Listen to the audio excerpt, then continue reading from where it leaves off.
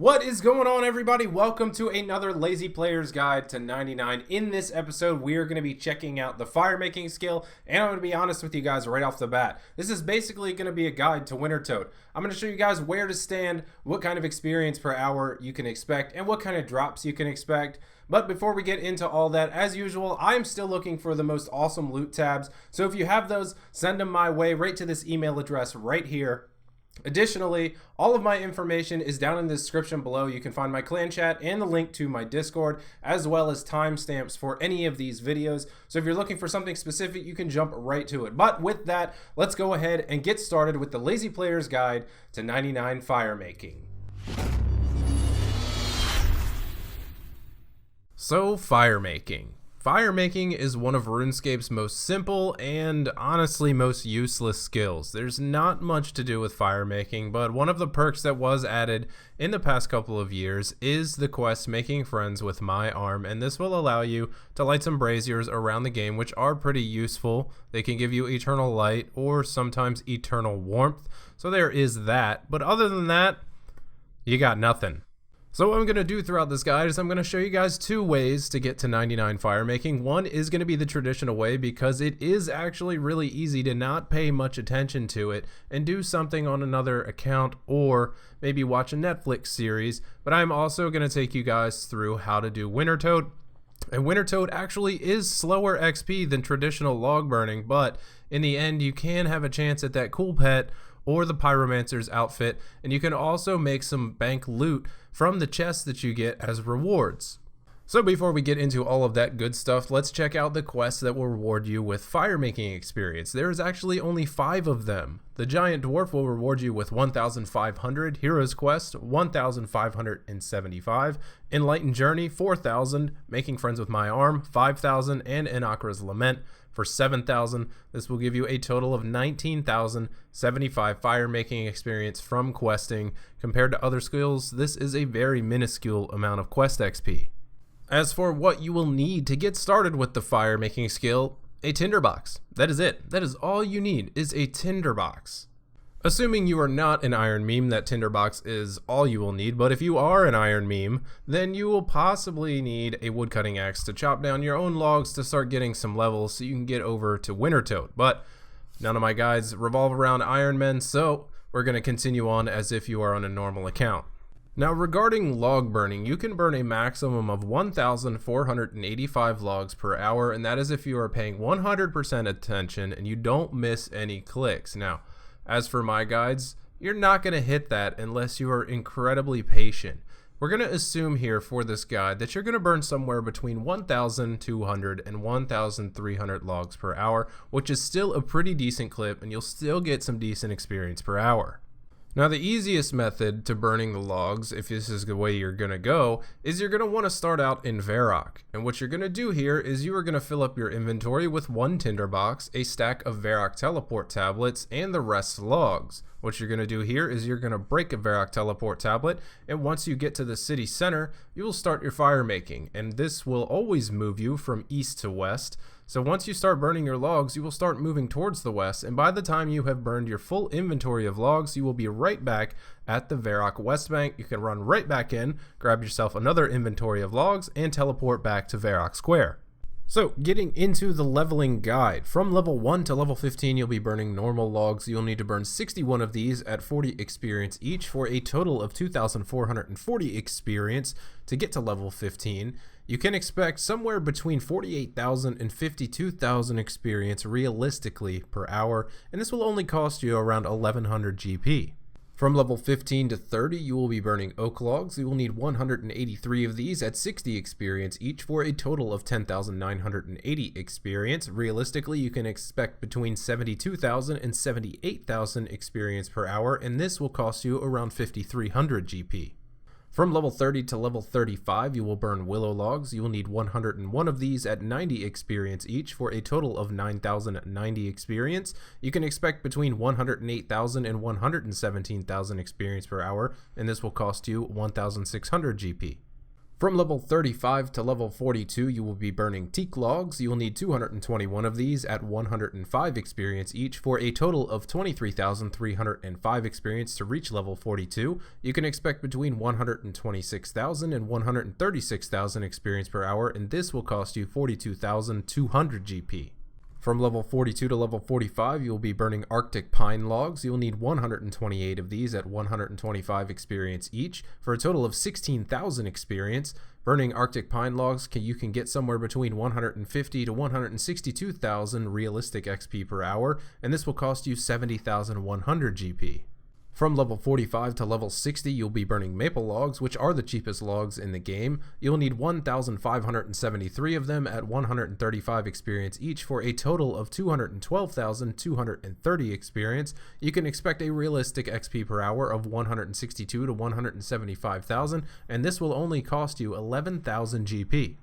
From level 60 to level 90, you will be burning U logs, and you will need 25,050 of them at 202.5 experience each for a total of 5,072,590.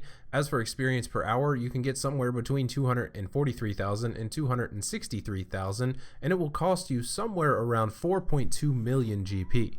From level 90 to level 99, you will be burning redwood logs. You will need 21,966 for an experience of 350 each. As for total experience, 7,688,099 XP.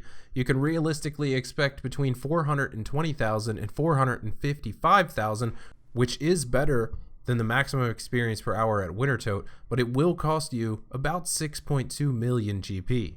As for totals, what you're looking at here is going to be somewhere around 10.5 to 10.6 million GP for the cost of the logs alone. Now, if you are going to do the Varrock firemaking method, if you're perfect with all of your inventories, you'll need 1,896 Varrock teleport tabs, and this will cost you around 800,000 GP. So as for a total cost, you're looking at somewhere between 11.3 and 11.4 million GP. Now, I actually did leave out the mahogany and magic logs because they are pretty pricey, and it's really not worth it to spend the money on those if you're going to be going this route, unless you really want to get to 99 firemaking as fast as possible. As for the magic logs alone, if you were doing those from 75 to 90, it would cost you somewhere around 13.1 to 13.3 mil, depending on the market prices at the time. As for the mahogany logs, just to get 10 levels, it would be around 370,000 GP. As for the cost of maple logs and their comparable experience per hour, I would just recommend doing maple all the way to 60 and skipping the mahogany logs entirely.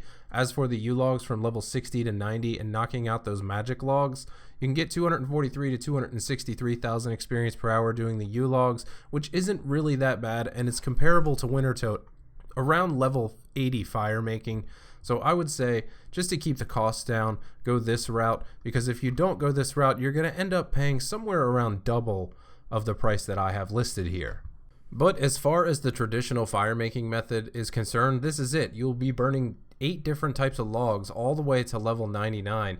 And as for the time, it's going to take you somewhere between 38 and 41 hours to reach level 99 from level 1 if you go this route. Now, that time could be decreased a little bit by burning magic logs between 75 to 90, but like I said, the cost of that is just really unnecessary for the experience per hour.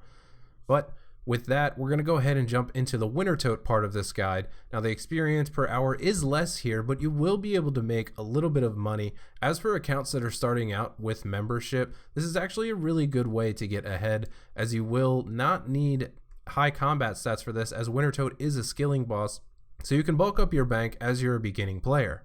So moving on to the Wintertodt part of this guide, Wintertodt actually has official worlds. These worlds are 307, 309, 311, and 389. Now, this is actually considered to be a boss, not a minigame, so dying is unsafe here. But don't worry, typical death mechanics apply. You can get back and get your items as long as you get them back within an hour. But with the Wintertodt boss, you will actually not be able to do this until you are level 50 firemaking. So before you get to level 50, you're pretty much just going to follow the traditional firemaking method to get there, which is level 1 to 15 normal logs, 15 to 30 would be oak, 30 to 35 willow, 35 to 42 teak, 42 to 45 arctic pine, and 45 to 50 maple logs. Shouldn't take you very long to get there. Actually, it should be less than an hour, assuming that you're getting a good XP rate with the logs that you're burning. So not very long at all. So I am going to show you guys a game of Wintertodt and how to get through it. But before we get into that, there are a few things that I'm going to need to go over. Now, as for Wintertodt, there are items that you need to take less damage, and this is going to be considered warm clothing. Now, there are a lot of items in the game that are associated with warm clothing, so instead of listing them all off, I have a link in the description below where you can follow that and you can see all of the items that are considered warm clothing. You will need at least 4 of these to be fully protected, or as protected as you can be. As for the fight at Wintertodt, you will want to pay attention to your health and the area around you. Now, in the official Wintertodt worlds, you won't have to worry about this as much because all 4 braziers will generally be lit, and this will allow you to take less damage and less frequent damage. Now, as for when the fight starts, you will want to start off by lighting one of the braziers, and this will give you some fire making XP, and then you will want to travel back to this highlighted square that I have. Now, standing on this highlighted square will allow you to dodge some damage, and I'll talk about that in just a minute. As for this, you will start chopping your roots, and once it is full of roots, you will go over and start adding them to the lit braziers. If you do take damage while you are adding the logs to the braziers, you will stop, so you will need to pay a little bit of attention to that just so you can keep on going. That damage only occurs every 10 to 20 seconds, so it still can be pretty AFK, and the chopping the broom roots is definitely AFK. As for the attacks that Wintertodt has, there is a standard attack, and all individual players will take this periodically. It usually happens between 10 and 20 seconds. Now, as for the damage you're going to take, it is based off of your fire making level and your hit points level and your number of warm items that are worn. The maximum value for warm items is 4, and the number of braziers lit is maximum at 3. So 3 or 4 is where you want to be at, but generally you won't have to worry about that in the official Wintertodt worlds. As for the brazier attack, braziers will shatter when clusters of snow fall on them, and if you're standing directly next to it, you will take some damage. As for the area attack, which I mentioned earlier, snow occasionally falls in random 3x3 spaces. You can actually easily avoid this by just moving out of the way. You will see some snow falling before the attack actually hits. Honestly, I just ignored this, and then once I took the damage, I continued on doing whatever I wanted to do. As for the rewards, you will get them when you defeat the Wintertodt, but you will need a minimum of 500 points in order to be rewarded for your efforts. The reward you will get is a supply crate and fire making experience equivalent to 100 times your fire making level, and the supply crate will give you 2 rolls on the loot table. Any points that you get over 500 will be counted towards an additional loot roll every time you get to that point. Now, as for the points, lighting the braziers will give you 25 points, adding the broom of roots to a brazier will give you 10, adding broom of kindling will give you 25, repairing destroyed braziers will give you 25, and healing the pyromancers will give you 30. Now, as for the broom of kindling, it's not recommended to actually fletch kindling unless you are going for points rather than the experience. If you actually just chop the roots and add them into the brazier, you will get more points that way than if you stop to fletch. As for the experience rates that you will be concerned with, lighting the brazier will give you 6 times your fire making level in experience. Feeding a broom of root will give you 3 times your fire making level. Feeding the kindling will give you 3.8 times your fire making level, but once again, if you're going for fire making experience, don't worry about fletching. Fixing a broken brazier will give you 4 times your construction level in experience, and subduing the Wintertodt with 500 points will give you 100 times your fire making level at the end of the game. Alright, so I'm going to walk you guys through a game of Wintertodt. Up here in the top left, you can see Wintertodt's energy, 11%. So this current game is almost over, but I missed it, so I'm just going to wait till the next one. So as for my inventory and what I'm wearing, I'm using the Pyromancer's outfit as for my warm clothing, and I have Primordial boots on. They don't matter, but after 15 million fire making XP, I still don't have the boots. A little salty about that, so this is just for the fashionscape. I am using a dragon axe, but like I said earlier, you will only need a steel axe or better for the best chop speed. I also have the fire making cape on, so why not? As for my inventory, I have a Ceradoman brew in case I need to eat up a little bit during the game. I have a hammer to fix the brazier. I have a tinder box to light the logs or the broomer roots that go in the brazier, and I have a construction cape. The construction kit will allow me to go back to my house, recharge my stats using my rejuvenation pool. If you don't have that, then you can just eat up at the bank outside. But once I am done, I will use a games necklace to teleport right back to Wintertodt so I can get into the next game without missing any time. Alright, so here we can see that this game is coming to an end. So up here, top left, the Wintertodt returns in 48 seconds. So I will see you guys in just a few seconds so I can walk you through this game.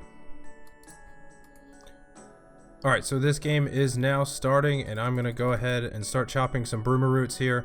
And it's pretty quick, especially, well, not really especially anything. As long as you're using the steel axe or better, the chop speed remains the same. Woodcutting level does not matter. Now you will see some people start to scatter off to the side here to fletch. I personally don't recommend fletching unless you want a little bit of extra XP, but it is pretty minuscule in terms of what you can get. So it's probably better if you want the most fire making XP to just chop the roots and add them directly to the brazier. Now this pyromancer here, I want to point out, does take some damage. They're pretty weak. After 3 hits they will get incapacitated, so there are some players that feed them rejuvenation potions to get them back up to health. So I've got a full inventory now. I'm going to run over here and I'm going to start feeding the brazier. Now you want to watch up here in the top right. You want to watch your HP. If you do take damage, you're going to have to click that brazier again to keep feeding logs into it. And you can see over here that I'm getting 302.5 experience for every fire making action that I do. So I just took damage. I'm going to go ahead and click that brazier again and keep feeding the logs.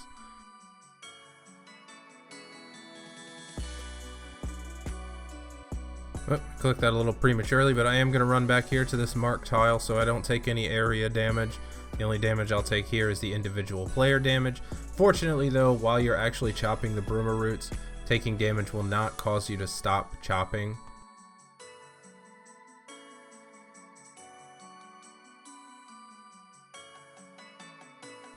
So the brazier went out there, I lit it back up, got 594 fire making experience for that. And once again it's out, so I'm going to go ahead and light it again.